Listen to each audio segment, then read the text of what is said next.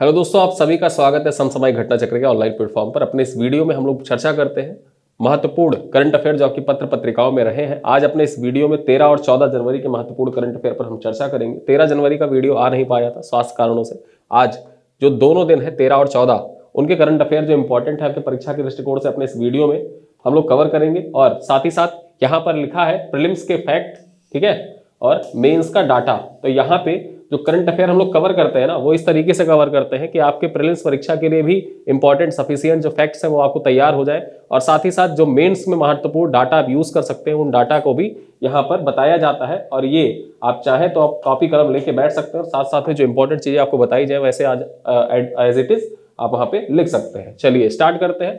लोहड़ी 2025, ढेर सारी शुभकामनाएं आप लोगों को, ठीक है। और आइए हम लोग स्टार्ट करते हैं अपने इस वीडियो को। देखते हैं पहला पॉइंट क्या है जो खबरों में रहा, न्यूज़पेपर में और इत्यादि स्थानों पर देखा जाए। पोप फ्रांसिस को सर्वोच्च नागरिक सम्मान प्रेसिडेंशियल मेडल ऑफ फ्रीडम, यानी जो पोप फ्रांसिस है ना, इनको अमेरिका का जो सर्वोच्च नागरिक सम्मान है, जिसको नाम क्या दिया जाता है, प्रेसिडेंशियल मेडल ऑफ फ्रीडम के नाम से जाना जाता है, ये प्रदान किया गया। और अगर देखा जाए तो बाइडेन खुद, जो बाइडेन जो है, राष्ट्रपति के द्वारा ये अवार्ड जो है प्रेसिडेंशियल मेडल ऑफ फ्रीडम, ये राष्ट्रपति के द्वारा दिया जाता है। अमेरिका का सर्वोच्च नागरिक सम्मान है। बाइडेन रोम जाकर पोप को व्यक्तिगत रूप से पदक प्रदान करना था, लेकिन जो कैलिफोर्निया में आग लगी हुई है ना, इस टाइम आप जानते ही होंगे, कैलिफोर्निया लॉस एंजल्स में आग फैली हुई है, उस कारण जंगलों में भीषण आग लगने के कारण उन्होंने अपनी यात्रा को रद्द कर दी थी, ठीक है, रद्द कर दी थी। और ये पोप फ्रांसिस को प्रदान किया गया है प्रेसिडेंशियल मेडल ऑफ फ्रीडम, ठीक है, अमेरिका का सर्वोच्च नागरिक सम्मान है। तो पहली खबर हमारी ये थी। दूसरी खबर देखें, ये महत्वपूर्ण है आपके परीक्षा के दृष्टिकोण से। देश में कामकाजी महिलाओं के लिए सबसे बढ़िया शहर जो है वो बेंगलुरु को घोषित किया गया है। अब किसके द्वारा घोषित किया गया है, ठीक है, तो एक समूह है अवतार समूह, ठीक है, अवतार समूह के द्वारा एक रिपोर्ट जारी की गई जिसमें बताया गया कि भारत में महिलाओं के लिए जो शीर्ष शहर है 2024 में, वो कौन से शीर्ष शहर, भारत में महिलाओं के लिए शीर्ष शहर 2024 नाम से एक रिपोर्ट जारी की गई अवतार समूह के द्वारा। ये पॉइंट आपके परीक्षा के दृष्टिकोण से इंपॉर्टेंट है, ठीक है। भारत में महिलाओं के लिए शीर्ष शहर 2024 नामक रिपोर्ट किसके द्वारा जारी की गई, अवतार समूह के द्वारा जारी की गई। इस रिपोर्ट में क्या क्या बातें कही गई हैं, उन बातों के बारे में यहाँ पे चर्चा कर ले। तो देश में कामकाजी महिलाओं के लिए सबसे बढ़िया शहर जो है किसको बताया गया है, बेंगलुरु को बताया गया, ठीक है। जो कामकाजी महिलाएं हैं, कामकाजी महिलाओं के लिए भारत का सबसे जो बढ़िया शहर बताया गया है, सबसे अच्छा शहर किसको बताया गया है, बेंगलुरु को बताया गया है। इस सूची में चेन्नई दूसरे स्थान पर है। चेन्नई का कौन सा स्थान है, चेन्नई का दूसरा स्थान है, ठीक है, जबकि दिल्ली और गुरुग्राम का 8वां और 9वां स्थान है, ठीक है। अवतार समूह के द्वारा जो जारी रिपोर्ट है, उस रिपोर्ट में बेंगलुरु को पहले स्थान पर रखा गया है, चेन्नई को दूसरे स्थान पर रखा गया है, जबकि दिल्ली और गुरुग्राम कौन कौन से स्थान पर है, तो दिल्ली का स्थान जो है वो 8वां है और गुरुग्राम का स्थान 9वां है, ठीक है। सर्वेक्षण में कितने भारतीय शहरों को शामिल किया गया, तो जो सर्वेक्षण था, सर्वेक्षण में भारत के 60 शहरों को चयन किया गया। उन 60 शहरों को रैंकिंग प्रदान की गई और रैंकिंग के आधार पर यह दर्शाया गया कि कौन सा शहर जो है महिलाओं के लिए सबसे अच्छा है। उसी दृष्टिकोण में अगर देखा जाए तो सुरक्षा के मामले में शीर्ष शहर कौन कौन से रहे, सुरक्षा के मामले में शीर्ष शहर हैदराबाद रहा, ठीक है। और उसके बाद किसका स्थान था, तिरुवनंतपुरम का, यानी कि पहला स्थान हैदराबाद का रखा गया और दूसरे स्थान पर तिरुवनंतपुरम को रखा गया। तो ये दोनों जो महिलाओं के लिए सुरक्षा से संबंधित जो शहरों की सूची जारी की गई अवतार समूह के द्वारा, उसमें बताया गया कि सुरक्षा के दृष्टिकोण से महिलाओं के लिए सबसे सुरक्षित शहर कौन सा है, हैदराबाद है, ठीक है। आगे देखा जाए इंफ्रास्ट्रक्चर की बात कर ले, यानी पब्लिक ट्रांसपोर्ट सिस्टम और अन्य यात्रा सुविधाओं में देखा जाए तो शीर्ष शहर किसको घोषित किया गया, हैदराबाद को घोषित किया गया, ठीक है। यानी कि यहाँ पे दो चीजों में, एक तो सुरक्षा के मामले में हैदराबाद अव्वल है और साथ ही साथ ट्रांसपोर्ट के मामले में, इंफ्रास्ट्रक्चर के मामले में देखा जाए तो हैदराबाद अव्वल है। और वहीं पर अगर देखा जाए देश की जो कामकाजी महिलाएं हैं उनके लिए सबसे बढ़िया शहर किसको डिक्लेयर किया गया, तो बेंगलुरु को डिक्लेयर किया गया है, ठीक है। तो ये प्रीलिम्स परीक्षा के लिए आपके एग्जाम के दृष्टिकोण से, प्री एग्जाम के लिए इंपॉर्टेंट हो जाता है ये पॉइंट, ठीक है। चलो अगली खबर देखें। न्यूयॉर्क टाइम्स ट्रेवलर में असम को चौथा स्थान, जो न्यूयॉर्क टाइम ट्रेवलर्स है ना, इसके द्वारा जो असम राज्य है इसको चौथा स्थान दिया गया है। किस चीज में दिया गया है, आइए देख लेते हैं। भारत के उत्तर पूर्व राज्य असम को 2025 में घूमने के लिए सबसे अच्छी जगहों की सूची के लिए चुना गया है, ठीक है। यानी कि जो न्यूयॉर्क टाइम ट्रेवलर्स है उनके द्वारा जो 2025 में अच्छी जगह पूरी लिस्ट बनाई जाती है, पूरे विश्व में कौन कौन सी जगह है जो घूमने के लायक है, उनमें देखा जाए तो जो पूर्वोत्तर का असम है इसको 2025 में, ठीक है, जो सबसे अच्छी जगहों की सूची बनाई गई उसमें शामिल किया गया है। न्यूयॉर्क टाइम ट्रेवलर्स, ठीक है, न्यूयॉर्क टाइम ट्रेवलर में असम को चौथा स्थान मिला है। लिस्ट में दुनिया का सर्वश्रेष्ठ 52 स्थानों को रखा गया, यानी कि 52 दुनिया के 52 स्थानों की सूची तैयार की गई और दुनिया के 52 स्थानों की सूची में जो असम है उसको चौथा स्थान रखा गया, चौथे स्थान पर रखा गया है। तो ये पॉइंट आपकी परीक्षा के दृष्टिकोण से इंपॉर्टेंट हो जाता है। कौन से स्थान पर रखा गया है? चौथे स्थान पर रखा गया। किसके द्वारा जारी किया गया? तो न्यूयॉर्क टाइम ट्रेवलर्स के द्वारा जारी किया गया। और टोटल कितने स्थानों को शामिल किया गया? 52 स्थानों को शामिल किया गया है। अगर हम पहले स्थान की बात कर ले कि पहले स्थान पर किसको रखा गया है, तो पहले स्थान पर ब्रिटेन के दक्षिण पश्चिम क्षेत्र, ठीक है, दक्षिण पश्चिम क्षेत्र में जेन ऑस्टेन पड़ता है, जेन ऑस्टेन, ठीक है, जेन ऑस्टेन का इंग्लैंड, ठीक है, जेन ऑस्टेन को रखा गया। इंग्लैंड का जो जेन ऑस्टेन है उसको पहले स्थान पर रखा गया है और असम को चौथे स्थान पर रखा गया है इस सूची में, ठीक है। चलो आगे बात करें। अगली खबर क्या है? BHEL मतलब भेल ने किया ONGC से करार। भेल और ONGC के मध्य समझौता हुआ है। किस लिए समझौता हुआ है और क्या किस कारण से ये चर्चा में रहा, आइए सारी चीजें देख लेते हैं, ठीक है। भेल और ONGC ने नवीन और नवीकरणीय ऊर्जा व्यवसाय के क्षेत्र में समझौते ज्ञापन पर हस्ताक्षर किया है, ठीक है। परीक्षा में आपसे पूछेगा कि भेल ने किसके साथ मिलके नवीन एवं नवीकरणीय ऊर्जा व्यवसाय के लिए समझौते ज्ञापन पर हस्ताक्षर किया है। तो भेल और ONGC के बीच में नवीन और नवीकरणीय ऊर्जा व्यवसाय के लिए समझौते ज्ञापन पर हस्ताक्षर किया गया है। सेम ऐसे ही क्वेश्चन आपसे पूछेगा कि भेल ने निम्नलिखित में से किसके साथ मिलकर नवीन एवं नवीकरणीय ऊर्जा व्यवसाय के लिए समझौते ज्ञापन पर हस्ताक्षर किया है? ONGC के साथ, ठीक है। चलो आगे देखें। इसके तहत होगा क्या? इलेक्ट्रोलाइजर और बैटरी ऊर्जा भंडारण प्रणाली पर ध्यान केंद्रित किया जाएगा। जो ये समझौता हुआ है ना, करार हुआ है दोनों के बीच में, उसका मुख्य बिंदु क्या होगा, केंद्र बिंदु क्या होगा? तो इसके तहत क्या होगा? जो इलेक्ट्रोलाइजर है ना, इलेक्ट्रोलाइजर और बैटरी ऊर्जा भंडारण प्रणालियां है उस पर ध्यान केंद्रित किया जाएगा। अब यहीं पर भेल और ONGC की बात आई है, तो भेल की जो निदेशक है वो कौन है? भेल के निदेशक की बात करें वर्तमान में देखा जाए तो बानी वर्मा जो है वो भेल के निदेशक है। और वहीं पर अगर हम ONGC की बात कर ले, ONGC के निर्देशक कौन है? तो अरुणगांशु, क्या नाम है? अरुणगांशु सरकार जो है ये निर्देशक है ONGC के, ठीक है। तो निदेशक दोनों के बारे में जान लिया और इन्हीं दोनों निदेशक जो थे, इन्हीं की उपस्थिति में जो ये समझौते ज्ञापन पर हस्ताक्षर किया गया था, इस समझौते ज्ञापन पर इन्हीं दोनों की उपस्थिति में समझौते ज्ञापन पर हस्ताक्षर किया गया था। इस वजह से ये इंपॉर्टेंट हो जाता है, ठीक है। चलो आगे देखें। Bharat mobility global expo. अब भारत मोबिलिटी ग्लोबल एक्सपो जो है इसका आयोजन कहां पर किया जाएगा? सबसे पहले तो यही इंपॉर्टेंट हो जाता है। तो जो इसका मुख्य आयोजन है वो मुख्य आयोजन तो भारत मंडपम में किया जाएगा, ठीक है, लेकिन उसके साथ साथ 3 अन्य स्थानों पर भी इसका आयोजन किया जाएगा। तो देख लेते हैं। 3 स्थानों पर एक साथ आयोजित होगा भारत मोबिलिटी ग्लोबल एक्सपो। जो 3 स्थानों पर एक साथ आयोजित किया जाएगा भारत मोबिलिटी ग्लोबल एक्सपो। मुख्य आयोजन जो होगा वो कहां पर होगा? इसका मुख्य आयोजन नई दिल्ली के भारत मंडपम में किया जाएगा, ठीक है। भारत मंडपम नई दिल्ली में ग्लोबल मोबिलिटी एक्सपो का आयोजन किया जाएगा। जो मुख्य आयोजन है वो यहां पर होगा। लेकिन 17 जनवरी से 22 जनवरी 2025 तक चलने वाले एक्सपो के 3 आयोजन स्थल है। जो 17 से 22 जनवरी के बीच इसका आयोजन होगा। सबसे पहले तो इंपॉर्टेंट हो जाता है कि जो भारत ग्लोबल मोबिलिटी एक्सपो, जो भारत मोबिलिटी ग्लोबल एक्सपो है, इसका आयोजन कब से कब तक किया जाएगा? डेट क्या है? तो 17 जनवरी से, ठीक है, 17 से 22 जनवरी, ठीक, 17 से 22 जनवरी 2025 के बीच में इसका आयोजन किया जाएगा। मुख्य आयोजन भारत मंडपम नई दिल्ली में होगा, जबकि अन्य 3 जगह इसका आयोजन होगा। अब 3 जगह जो आयोजन होंगे वो कौन कौन से हैं? पहला देखें तो मोटर शो जो आयोजित किया जाएगा वो 17 जनवरी को भारत मंडपम में आयोजित होगा। जो मोटर शो आयोजित किया जाएगा, ठीक है, मोटर शो 17 जनवरी को भारत मंडपम में आयोजित किया जाएगा। वहीं अगर हम बात करें 18 जनवरी को कंपोनेंट शो, ठीक है, कंपोनेंट शो जो आयोजित किया जाएगा वो यशोभूमि द्वारिका नई दिल्ली में आयोजित किया जाएगा। यानी कि पहला तो भारत मंडपम में और दूसरा आयोजन यशोभूमि नई दिल्ली में किया जाएगा। और तीसरे आयोजन की बात कर ले, India expo mart greater Noida में 19 से 22 जनवरी के बीच में इक्विपमेंट एक्सपो और अर्बन मोबिलिटी इंफ्रास्ट्रक्चर शो। यानी कि ये याद रखना, इक्विपमेंट एक्सपो और अर्बन मोबिलिटी इंफ्रास्ट्रक्चर शो जो आयोजित होगा वो 19 तारीख से लेके 22 जनवरी के बीच में आयोजित किया जाएगा। कहां पर? जो India expo mart greater Noida का है। और ये यूपी स्पेशल के दृष्टिकोण से इंपॉर्टेंट हो जाता है, ठीक है।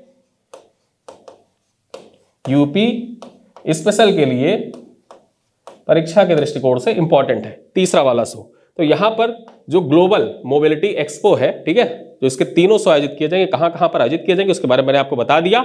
और इस दौरान होगा क्या?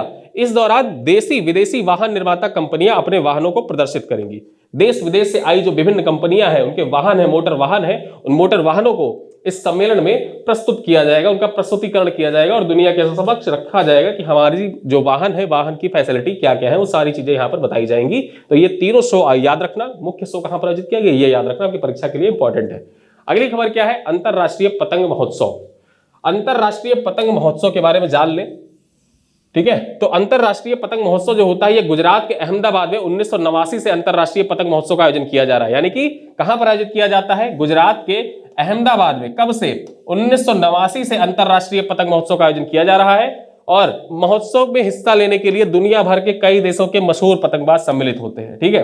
तो आपके परीक्षा के लिए इंपॉर्टेंट हो जाता है कि अंतरराष्ट्रीय पतंग महोत्सव का आयोजन कहां पे किया गया, तो अंतरराष्ट्रीय पतंग महोत्सव का आयोजन अहमदाबाद में किया गया। जैसा कि आप सब जानते हैं कि लोहड़ी के टाइम पे, जो मकर संक्रांति का टाइम होता है, लोहड़ी का टाइम होता है, तो इस टाइम पे पतंगबाजी बहुत ज्यादा होती है, ठीक है। चाइनीज मंजे इस टाइम बहुत चर्चा में आ जाते हैं कि चाइनीज मंजे से पक्षी हैं, पक्षियों को हानि पहुंची, साथ ही साथ किसी का एक्सीडेंट हो जाता है, तो ये सारी चीजें बहुत खबरों में आ जाती हैं। तो उसी दृष्टिकोण से याद रखना, ये जो अंतरराष्ट्रीय पतंग महोत्सव है, इसका आयोजन कहां पर, गुजरात के अहमदाबाद में किया जाता है। कब से इसका आयोजन हो रहा है, तो 1989 से इसका आयोजन हो रहा है, ठीक है।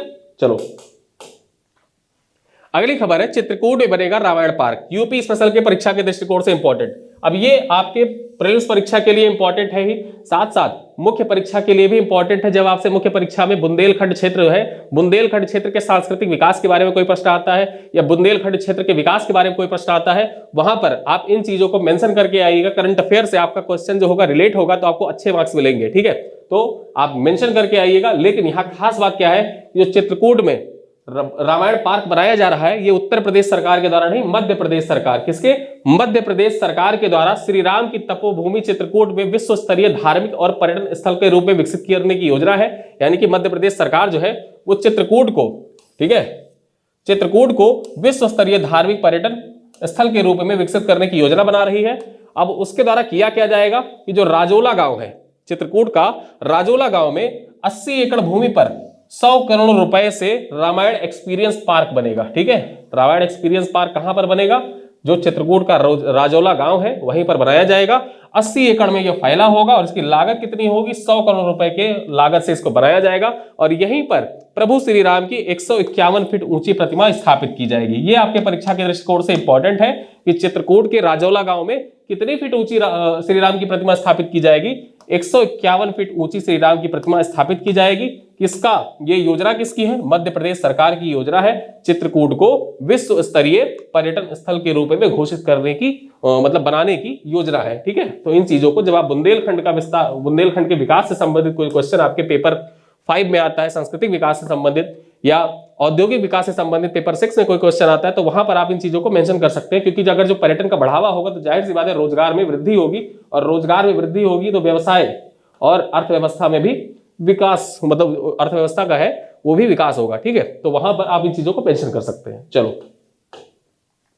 आगे देखें, 14 साल की इरा ने 346 रन बनाकर रचा इतिहास, ठीक है। आगे देखते हैं क्या है पॉइंट्स।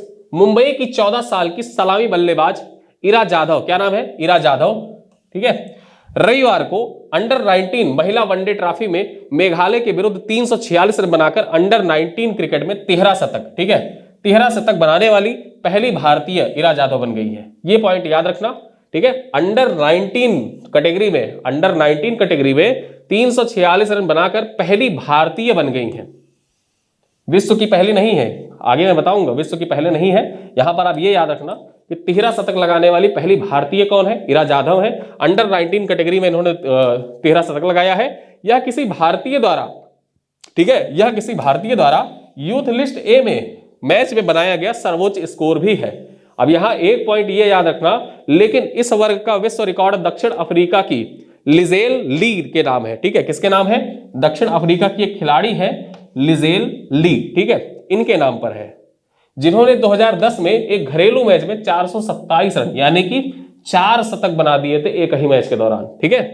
तो यहां पर जो 14 साल की इरा जाधव है, इनसे संबंधित जो पॉइंट है, ये भारत की पहली महिला है जिन्होंने अंडर 19 या यूथ लिस्ट ए में एक मैच में 3 शतक बनाए हैं, ठीक है।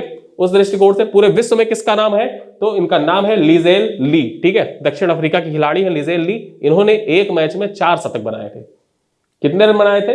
427 रन बनाए थे। और ईरा जाधव ने कितने बनाए हैं? 346 रन बनाए हैं। ठीक है, चलो अगली खबर देखें, बीसीसीआई के नए सचिव और कोषाध्यक्ष। ठीक है, बीसीसीआई के नए सचिव, देखिए जय शाह जो थे वो बीसीसीआई के सचिव थे। ठीक, तो बीसीसीआई के सचिव थे, उसके बाद क्या होता है कि वो आईसीसी के चेयरमैन बन जाते हैं, बीसीसीआई का जो पद था वो खाली हो गया। तो बीसीसीआई के जो सचिव का पद है वो किसको मिला है और कोषाध्यक्ष कौन बने हैं उनके बारे में जान लेते हैं। साथ ही साथ अगर जो यहाँ पे देखें आशीष शेलार, तो आशीष शेलार जो है महाराष्ट्र विधानसभा चुनाव हुआ और वहां पर मंत्री पद आशीष शेलार को मिला। तो आशीष शेलार को भी जो कोषाध्यक्ष का जो यहाँ पर आशीष शेलार है, इन्होंने कोषाध्यक्ष का जो पद था उसको छोड़ा और पद छोड़ने के बाद वो पद रिक्त हो गया। ठीक है, तो पद रिक्त होने के बाद किसको पद मिला है जान लेते हैं यहां पर।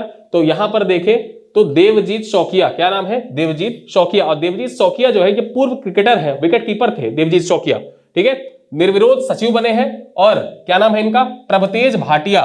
प्रभतेज भाटिया निर्विरोध कोषाध्यक्ष निर्वाचित हुए हैं। ये दोनों पॉइंट याद रखना कि जो बीसीसीआई के सचिव कौन बने हैं? देवजीत शौकिया बने हैं। और बीसीसीआई के कोषाध्यक्ष कौन बने हैं? तो प्रभतेज भाटिया बने हैं। ठीक है, अब इन्होंने किसका स्थान लिया? तो स्थान देख लीजिए, देवजीत शौकिया जो है इन्होंने जय शाह का स्थान लिया और प्रभतेज भाटिया जो है इन्होंने आशीष शेलार का स्थान लिया। ठीक है, इन दोनों के त्यागपत्र के बाद ये पद खाली हो गया था। मैंने आपको बता दिया कि जय शाह जो थे वो आईसीसी के चेयरमैन बन गए थे, इस वजह से पद खाली हो गया था। और आशीष शेलार जो है ये महाराष्ट्र विधानसभा में मंत्री बन गए, इस वजह से ये पद इनको छोड़ना पड़ा और उनकी जगह पे प्रभतेज भाटिया बने नए कोषाध्यक्ष। अब यहीं पर अगर जो देखा जाए तो जो सैकिया है, ठीक है, यानी कि देवजीत सैकिया जो है पूर्व विकेट कीपर जो है, इनका संबंध कहां से है? तो इनका संबंध असम राज्य से है। और वहीं पर जो भाटिया है यानी कि प्रभतेज भाटिया जो है, इनका संबंध कहां से? इनका संबंध छत्तीसगढ़ से है। ठीक, ये दोनों पॉइंट आपकी परीक्षा के दृष्टिकोण से इंपॉर्टेंट है। चलिए, जेड मोड़ सुरंग का लोकार्पण।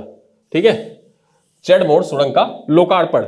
अब यहां पर देखा जाए तो जेड मोड़ सुरंग के बारे में ऑलरेडी आलोक सर एक वीडियो लेकर आए हैं, लेकिन यहां पर जो आपके परीक्षा के दृष्टिकोण से टू द पॉइंट बातें मैं चर्चा कर लूं तो इसकी तिथि क्या है? ठीक है, जो इसका लोकार्पण किया गया तिथि क्या है? 13 जनवरी 2025 को इसका लोकार्पण प्रधानमंत्री नरेंद्र मोदी के द्वारा किया गया और उसकी लागत कितनी है? 2378 करोड़ रुपए। कितना? 2378 करोड़ रुपए इसकी लागत है। अब यहां पर खास बात क्या है कि श्रीनगर कारगिल लेह राष्ट्रीय राजमार्ग पर जो जिला है गंदारबल में समुद्र तल से 8650 फीट की ऊंचाई पर 6.5 किलोमीटर लंबी सुरंग बनाई गई है। ठीक है, अब ये सुरंग जो है जेड मोड़, इसको क्यों नाम दिया गया? जो जेड मोड़ था तो जो गंदारबल जिले के पास अगर जो देखा जाए तो इस तरीके की एक पहाड़ी थी। ठीक है, जेड आकार की एक पहाड़ी थी, उस आकार की जो पहाड़ी थी उसको बाईपास कर दिया गया है। ठीक है, तो जो पहले घंटों का समय लग जाता था वो अब मिनटों में 15 मिनट में कंप्लीट हो जाएगा। और इससे होगा क्या कि जो लेह लद्दाख का जो क्षेत्र है, लद्दाख और श्रीनगर की लेह की कनेक्टिविटी जो है वो लगातार श्रीनगर से बनी रहेगी। ठीक है, और इसका उपयोग जो किया जाएगा, इस जेड मोड़ सुरंग का उपयोग सैन्य दृष्टिकोण से ज्यादा इंपॉर्टेंट हो जाता है। जैसा कि आप सब जानते हैं कि जो एलएसी है, एलएसी पर लगातार चीन की जो गतिविधियां बढ़ती जा रही है, उस दृष्टिकोण से अगर देखा जाए तो जेड मोड़ सुरंग बहुत इंपॉर्टेंट हो जाता है। क्योंकि जो भारतीय सैन्य बल है, भारत के किसी भी राज्य से कोई सैन्य बल अगर जो हमको पहुंचाना है, उस दृष्टिकोण से चाहे वो ठंडी का सीजन हो, बरसात का सीजन हो, बर्फबारी का सीजन हो, हर मौसम में कनेक्टिविटी प्रदान करेगा ये जेड मोड़ सुरंग। इस दृष्टिकोण से जेड मोड़ सुरंग बहुत इंपॉर्टेंट हो जाता है, सामरिक दृष्टिकोण से भी बहुत महत्वपूर्ण है। ठीक है, चलो, पर्यटन और रणनीतिक तौर पर यह सुरंग अति महत्वपूर्ण है। इस पर यातायात शुरू होने से घंटों का सफर 15 मिनट में पूरा हो सकेगा। 2015 में शुरू हुआ था सुरंग का निर्माण, गत वर्ष ही इसका निर्माण जो है वो समाप्त हुआ है और वर्तमान में इसका उद्घाटन कर दिया गया। किसके द्वारा? प्रधानमंत्री नरेंद्र मोदी के द्वारा ही इसका उद्घाटन कर दिया गया। कब? 13 जनवरी 2025 को। ठीक है, तो ये पॉइंट याद रखना, आपके परीक्षा के दृष्टिकोण से इंपॉर्टेंट है। चलो अगली खबर देखें, आईआईटी एआई का उपयोग से आसान बनाएगा संस्कृत तक पहुंच। यानी कि जो आईआईटी संस्थान है वो आर्टिफिशियल इंटेलिजेंस की सहायता से आसान बनाएंगे संस्कृत। ठीक है, जो संस्कृत है, संस्कृत भाषा है, उस तक की पहुंच आसान बनाएंगे। संस्कृत भाषा के उन्नयन एवं प्रचार प्रसार के लिए आईआईटी रुड़की, याद रखना, आईआईटी रुड़की, उत्तराखंड संस्कृत विश्वविद्यालय और उत्तराखंड संस्कृत अकादमी मिलकर करेंगे काम। यानी कि कौन कौन काम करेंगे? जो एआई से संस्कृत भाषा के उन्नयन के लिए, एआई का उपयोग करने के लिए कौन कौन से संस्थान मिलकर एक साथ काम करेंगी? आईआईटी रुड़की एक साथ मिलकर काम करेगी। और आईआईटी रुड़की के साथ कौन कौन काम करेगा? उत्तराखंड संस्कृत विश्वविद्यालय और उत्तराखंड संस्कृत अकादमी एक साथ मिलकर कार्य करेंगे। विभिन्न संस्थाओं के पुस्तकालय में संस्कृत की उपलब्ध ग्रंथों की जानकारी एकत्रित कर उन्हें डिजिटल रूप दिया जाएगा। इसका उद्देश्य क्या होगा, कार्य क्या होगा? ये तीनों जब साथ मिलकर कार्य करेंगी तो जो विभिन्न संस्थान है, विभिन्न पुस्तकालय है, वहां पर उपस्थित जो लाइब्रेरी है, लाइब्रेरी में जितने भी संस्कृत ग्रंथ है, उन संस्कृत ग्रंथों को स्कैन किया जाएगा, उनको डिजिटल रूप दिया जाएगा एआई के माध्यम से। फिर उसके बाद क्या होगा, इस प्रक्रिया से एआई के लिए संस्कृत के लिए एक बृहद शब्दकोश तैयार हो जाएगा, यानी कि जो इंसाइक्लोपीडिया है एआई के लिए, संस्कृत का इंसाइक्लोपीडिया तैयार हो जाएगा। ठीक है, तो ये आपके परीक्षा के दृष्टिकोण से इंपॉर्टेंट हो जाएगा। इससे होगा क्या कि संस्कृत का उन्नयन होगा, साथ ही साथ संस्कृत भाषा, ठीक है, जो संस्कृत भाषा है उसका भी विकास किया जा सकेगा। इस दृष्टिकोण से इंपॉर्टेंट है। तो परीक्षा में पूछ ले कि संस्कृत भाषा के उन्नयन एवं प्रचार प्रसार के लिए निम्नलिखित में से किस प्रौद्योगिकी संस्थान के द्वारा एआई का प्रयोग किया जाएगा, तो आईआईटी रुड़की के द्वारा। और आईआईटी रुड़की किसके किसके साथ मिलकर कार्य करेगी, मैंने आपको बता दिया, संस्कृत विश्वविद्यालय उत्तराखंड, उत्तराखंड संस्कृत अकादमी के साथ मिलकर कार्य करेगी। चलिए, ये खबर तो हमने देख ली। अगली खबर देखें, एक किताब का नाम है, किताब आपके परीक्षा के दृष्टिकोण से मोस्ट इंपॉर्टेंट हो जाती है। ठीक है,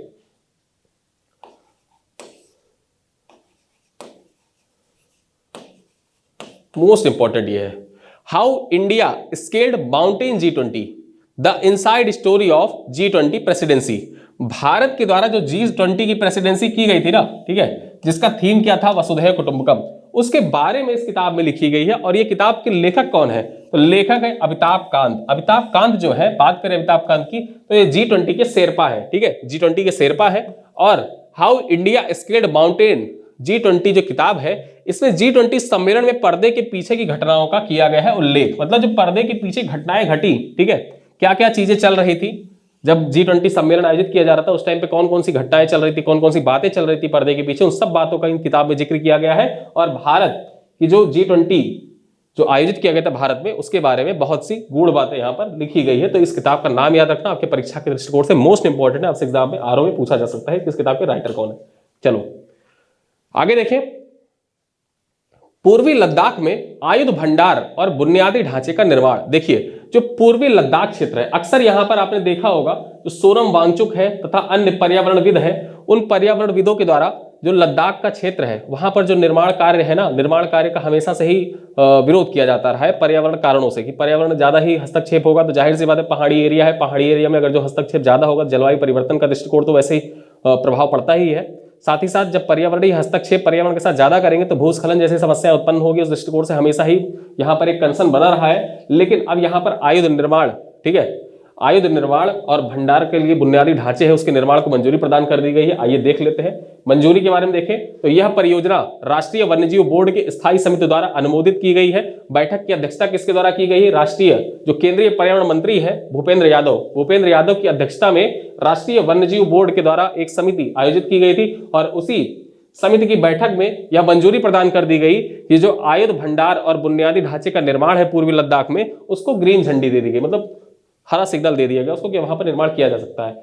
कहां पर यह बनेगा, तो स्थान देख लेते हैं, चांगथांग वन्यजीव अभ्यारण्य, काराकोरम नुब्रा श्योक वन्यजीव अभ्यारण्य, दोनों स्थान पूर्वी लद्दाख के संवेदनशील और रणनीतिक क्षेत्रों में स्थित है। और यहीं पर इसका निर्माण किया जाएगा, जो आयुध निर्माण, ठीक है, आयुध भंडार और बुनियादी ढांचे का निर्माण, जो आयुध भंडार से संबंधित जो बुनियादी ढांचे हैं वो कहां उनका निर्माण किया जाएगा, जो लद्दाख के ये दो क्षेत्र है ना, चांगथांग वन्यजीव अभ्यारण्य और काराकोरम नुब्रा श्योक वन्यजीव अभ्यारण्य, इन्हीं के बीच में किया जाएगा। ठीक है, उद्देश्य क्या है, सैनिकों की तैनाती और सुरक्षा के लिए बंकर और संचार नेटवर्क का निर्माण करना इसका मुख्य उद्देश्य है। जो ये आयुध भंडार और बुनियादी ढांचे का निर्माण किया जाएगा, इसका उद्देश्य क्या है, जो सैनिक है वहां पे तैनात है बॉर्डर पे, एलएसी पे, उनकी सुरक्षा और उनके सुरक्षा के लिए बंकर और संचार नेटवर्क का निर्माण करना इसका मुख्य उद्देश्य है। आयुध भंडार के बारे में देखें तो गोला बारूद और अन्य रक्षा सामग्रियों के लिए भंडारण सुविधाएं विकसित करना, साथ ही साथ सीमावर्ती क्षेत्रों में रक्षा ढांचे को मजबूत करने के उद्देश्य से यहां पर आयुध भंडार का भी निर्माण किया जाएगा पूर्वी लद्दाख में। ठीक है, चलो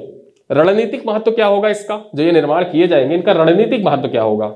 अब रणनीतिक महत्व देखें तो यह क्षेत्र चीन के साथ संवेदनशील सीमा यानी कि एलएसी से नजदीक स्थित है, जहां पिछले कुछ वर्षों से तनाव बना हुआ है। जैसा कि आप सब जानते हैं, डोकलाम विवाद हुआ, ठीक है, उसके बाद एलएसी पर लगातार जो स्टैंड ऑफ चलता रहता है। मजबूत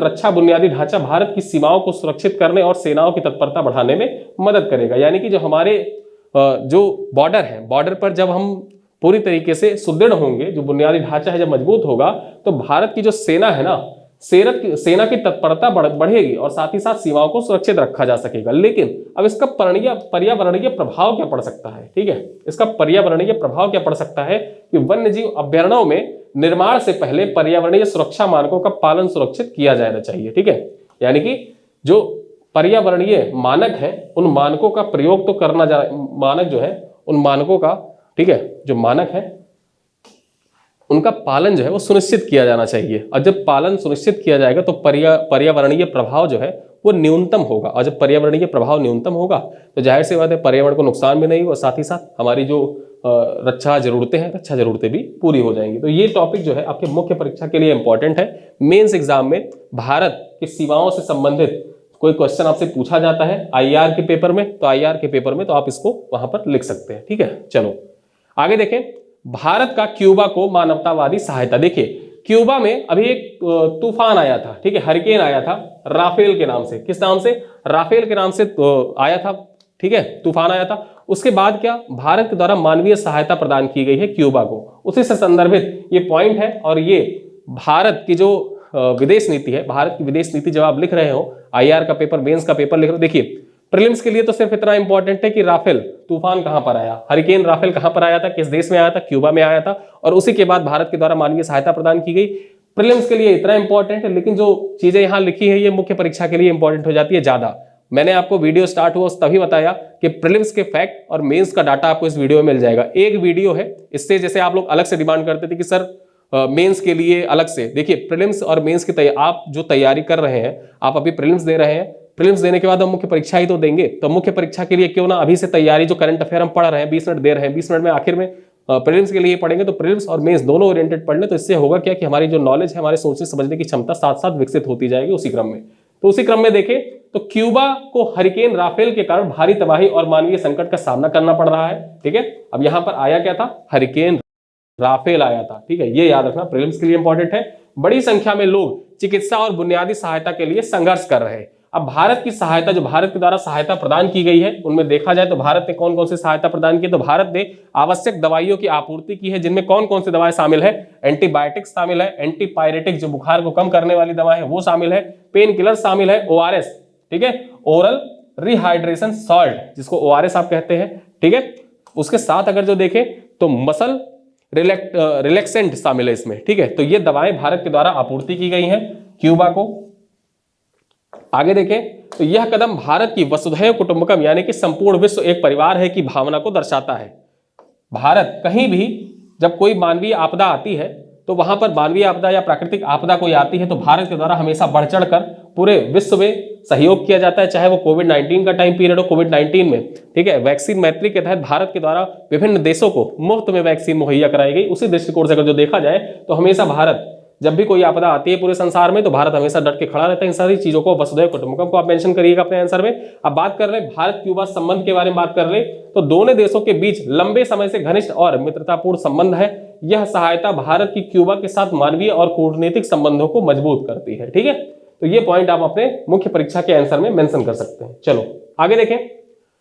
भारत की राष्ट्रीय राजमार्ग नेटवर्क विश्व में दूसरा सबसे बड़ा, ठीक है, जो भारत का राष्ट्रीय राजमार्ग नेटवर्क है ना, ये पूरे विश्व में दूसरा सबसे बड़ा नेटवर्क बन गया है। अब ये परीक्षा के दृष्टिकोण से इंपॉर्टेंट है, चाहे भारतमाला प्रोजेक्ट पूछ ले या भारत के बुनियादी ढांचे से संबंधित कोई क्वेश्चन आपसे परीक्षा में पूछा जाए, तो वहां पर ये सारे डाटा आप कोड करके आ सकते हैं। ठीक है, प्रमुख तथ्य क्या है, तथ्यों को देख ले तो भारत का जो राष्ट्रीय राजमार्ग का विस्तार है 2014 में कितना था, तो 2014 में 91,287 किलोमीटर था, और 2024 में बढ़ के कितना हो गया, 1,46,195 किलोमीटर हो गया। यानी कि 10 सालों में कितना बढ़ा, 10 सालों में 60% की वृद्धि देखी गई है भारत के राष्ट्रीय राजमार्गों के विकास में। अब हाई स्पीड कॉरिडोर के विकास की बात करें तो हाई स्पीड जो कॉरिडोर था वो 2014 में मात्र 93 किलोमीटर था, अब बढ़ के 2024 में 10 सालों में कितना बढ़ गया, तो 93 किलोमीटर से बढ़ के ये कितना हो गया है, 2,474 किलोमीटर बढ़ गया है। ठीक है, 2,474 किलोमीटर पहुंच गया है बढ़ के। अब आगे अगर हम बात करें अंतरराष्ट्रीय सहयोग की, तो 2,540 किलोमीटर राजमार्ग जो राजमार्ग है उनका निर्माण में world bank, Japan international corporation agency, Asian development bank के सहयोग से बनाए गए हैं। यानी कि जो टोटल राजमार्ग बनाए गए हैं, ये राजमार्ग का निर्माण किया गया है, उन राजमार्गों के निर्माण में जो अंतरराष्ट्रीय सहयोग है ना, अंतरराष्ट्रीय सहयोग से 2,540 किलोमीटर राजमार्ग जो है वो वर्ल्ड बैंक, साथ ही साथ जो एडीबी है और जापान इंटरनेशनल कॉर्पोरेशन एजेंसी है JACI, इनके सहयोग से मिलकर बनाया गया है। आगे हम बात करें भारतमाला के बारे में भी कुछ चीज जान लेते हैं। तो भारतमाला परियोजना देखा जाए तो 46,000 करोड़ का निवेश इसमें किया गया, साथ ही साथ 35 मल्टी मॉडल लॉजिस्टिक पार्क का भी विकास किया गया। इस परियोजना का उद्देश्य क्या है कि लॉजिस्टिक, ठीक है, लॉजिस्टिक की दक्षता को बढ़ाना और राष्ट्रीय राजमार्ग नेटवर्क को मजबूत बनाना इसका मुख्य उद्देश्य है। महत्व क्या है, ठीक, इसका महत्व क्या है बनाने का, तो यह विकास है कि भारत के आर्थिक, सामाजिक और बुनियादी ढांचों को प्रगति को दर्शाता है। यानी कि मैंने आपको बताया कि जब भी भारत के बुनियादी ढांचे के विकास से संबंधित कोई क्वेश्चन आपसे परीक्षा में पूछा जाए जीएस पेपर 3 में, वहां आप इन सब चीजों को मेंशन कर सकते हैं। साथ ही साथ अगर जो भारतमाला इंडिविजुअली पूछ लिया जाता है तो वहां पर आप इन चीजों को मेंशन कर सकते हैं। आगे देखिए, हाई स्पीड कॉरिडोर और MMLPs, ठीक है, से यात्रा करने का समय जो होगा वो कब होगा, ठीक। आगे बात करें, लॉजिस्टिक सेक्टर में लागत की कमी आएगी।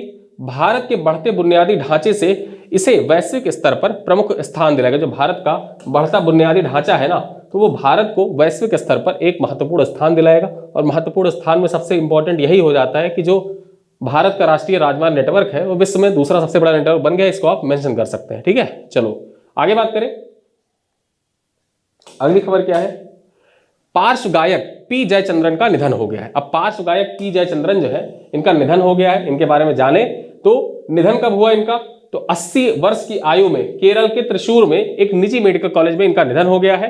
उपाधि, इनको किस नाम से जाना जाता था, तो इनकी उपाधि देख लेते थे। तो अपने भावपूर्ण गायन के कारण इनको भव गायकन, क्या, भव गायकन, यानी कि भावनाओं का गायक कहा जाता था, ठीक है। ये इनकी उपाधि, भव गायकन इनकी उपाधि थी। और उपाधि याद रखना, परीक्षा में आपसे उपाधि पूछ सकता है इनकी। योगदान के बारे में बात कर ले तो भारतीय संगीत जगत में उनके योगदान को अत्यधिक सराहा है। उनके गाने गहरे भावों और मधुरता के लिए प्रसिद्ध थे। लगभग 80,000 गाने इन्होंने गाए थे, ठीक है। चलो आगे बात करें, प्रख्यात अभिनेत्री ज्ञानदा काकती का निधन हो गया। प्रख्यात अभिनेत्री जो है ज्ञानदा काकती का निधन हो गया। 94 वर्ष की आयु में शिलांग में इनका निधन हुआ है, ठीक है। पहचान क्या था, ये भारत की पहली अभिनेत्री जिन्होंने अंतरराष्ट्रीय पहचान और ख्याति प्राप्त की थी। भारत की पहली अभिनेत्री थी और इनका संबंध असम से था, ठीक है। जो ज्ञानदा काकती है इनका संबंध असम से था, ये याद रखना। कहां से संबंधित थी, असम से। और ये भारत की पहली अभिनेत्री थी जिन्हें अंतरराष्ट्रीय पहचान मिली थी, ये पॉइंट इंपॉर्टेंट है। योगदान की बात कर ले तो असमिया फिल्म और कला जगत में उनका अमूल्य योगदान था। अपने अभिनय के जरिए भारतीय सिनेमा को अंतरराष्ट्रीय मंच पर प्रतिष्ठा दिलाई थी इन्होंने, ठीक है। तो ज्ञानदा काकती का नाम इंपॉर्टेंट है, परीक्षा के दृष्टिकोण से याद रखना। आगे देखें, वाटर 360 डिग्री अभियान। अब वाटर 360 डिग्री अभियान जो है ये आपके परीक्षा के दृष्टिकोण से मोस्ट इंपॉर्टेंट है। आइए देख लेते हैं क्या क्या पॉइंट्स इससे इंपॉर्टेंट है आपके एग्जाम के लिए। स्थान, इसका आयोजन कहां पर किया गया, जो अभियान था इसका अभियान का आयोजन कहां पर, रायपुर छत्तीसगढ़ में, ठीक है। जो आयोजन था, आयोजन भारतीय जल कार्य संघ की 57वीं वार्षिक सम्मेलन में इसका आयोजन किया गया था। तारीख कब से, तो 11 से 12 जनवरी 2023 के बीच में इसका आयोजन हुआ। उद्घाटन किसके द्वारा किया गया, तो छत्तीसगढ़ के मुख्यमंत्री विष्णुदेव साय के द्वारा इसका उद्घाटन किया गया। और इसका थीम क्या था, थीम आपके परीक्षा के दृष्टिकोण से इंपॉर्टेंट हो जाता है, ठीक है। जो भारतीय जल कार्य संघ का 57वां वार्षिक सम्मेलन था, इसका थीम क्या था, इसका थीम है ये, ठीक है। तो इसका थीम क्या था, इसका थीम था वाटर 360 डिग्री, ठीक है। वाटर 360 डिग्री इसका थीम था। आगे बात करें, प्रतिभागी कौन थे, इसमें प्रतिभाग किसने किसने किया, तो 400 प्लस जल विशेषज्ञ और इंजीनियर पूरे देश से इसमें सम्मिलित हुए थे। यानी कि 400 से ज्यादा जल विशेषज्ञ और इंजीनियर इसमें शामिल हुए थे। आगे बात करें तो यह अभियान जल प्रबंधन के नवीन समाधानों और टिकाऊ तकनीक पर केंद्रित था। यानी कि किस पर केंद्रित था, जो जल प्रबंधन होता है ना, वाटर मैनेजमेंट, तथा वाटर मैनेजमेंट से संबंधित जो नवीन समाधान और टिकाऊ तकनीकें हैं, उन टिकाऊ तकनीकों पर इसका आयोजन किया गया था। तो इस वजह से ये आपके परीक्षा के दृष्टिकोण से इंपॉर्टेंट हो जाता है कि भारतीय जल कार्य संघ का 57वां वार्षिक सम्मेलन कहां पर आयोजित किया गया, रायपुर छत्तीसगढ़ में आयोजित किया गया था। और इसी दौरान वाटर 360 डिग्री अभियान संचालित किया गया। और जो ये आयोजन हुआ था भारतीय जल कार्य संघ का 57वां वार्षिक सम्मेलन, इसका थीम क्या था, इसका थीम था वाटर 360 डिग्री, ठीक है। तो यहां पर आज हमने बहुत से इंपॉर्टेंट करंट अफेयर, प्रीलिम्स और मुख्य परीक्षा के दृष्टिकोण से सभी के बारे में चर्चा की। अब आज का सवाल देखते हैं। इसी स्लाइड पर आधारित एक क्वेश्चन आपके लिए है, जो आपके यूपीपीसीएस का जो एग्जाम होता है, जो इस बार जैसे 2024 का पेपर हुआ, तो 2024 के पेपर में जैसा क्वेश्चन पूछा गया था, सेम उसी पैटर्न पर एक क्वेश्चन है आपके लिए। इस क्वेश्चन का उत्तर आपको कमेंट बॉक्स में देना है। देखिए, अवतार समूह की 2024 की रिपोर्ट के अनुसार भारत में कामकाजी महिलाओं के लिए शीर्ष शहरों के संदर्भ में निम्नलिखित कथनों पर विचार करें, ठीक है। यहां पर देखिए, जो शीर्ष शहर हैं उन पर विचार करना है। पहला कथन कह रहा है कामकाजी महिलाओं के लिए सबसे अच्छा शहर बेंगलुरु है। दूसरा कथन कह रहा है सुरक्षा के मामले में हैदराबाद और तिरुवनंतपुरम शीर्ष स्थान पर है। सही विकल्प चुने, केवल एक सही है। बी कह रहा है केवल 2 सही है। सी कह रहा है 1 और 2 दोनों सही है। डी कह रहा है ना तो 1 सही है ना ही 2 सही है। तो इनमें से सही उत्तर क्या है, इसका आप कमेंट बॉक्स में जवाब देना है। वीडियो कैसा लगा बताइएगा, कोई फीडबैक होगा कमेंट में लिखिएगा जरूर।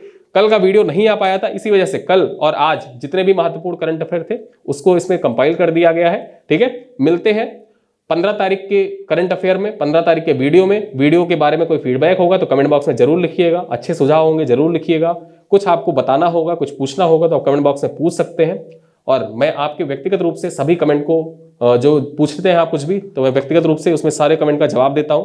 एक बात और, वीडियो को लाइक करिएगा, अपने दोस्तों के साथ साझा जरूर करिएगा। ये वीडियो सीरीज जो चल रही है वो आपके ऊपर निर्भर है कि ये वीडियो सीरीज किस तरह से कंटिन्यू रहना। मैंने पहले ही बताया था कि ये वीडियो सीरीज आपके सहयोग पर चल रही है, तो आप अपना सहयोग बनाए रखिए और वीडियो को अपने दोस्तों के साथ साझा करिएगा। मिलते हैं अगले वीडियो, तब तक के लिए धन्यवाद।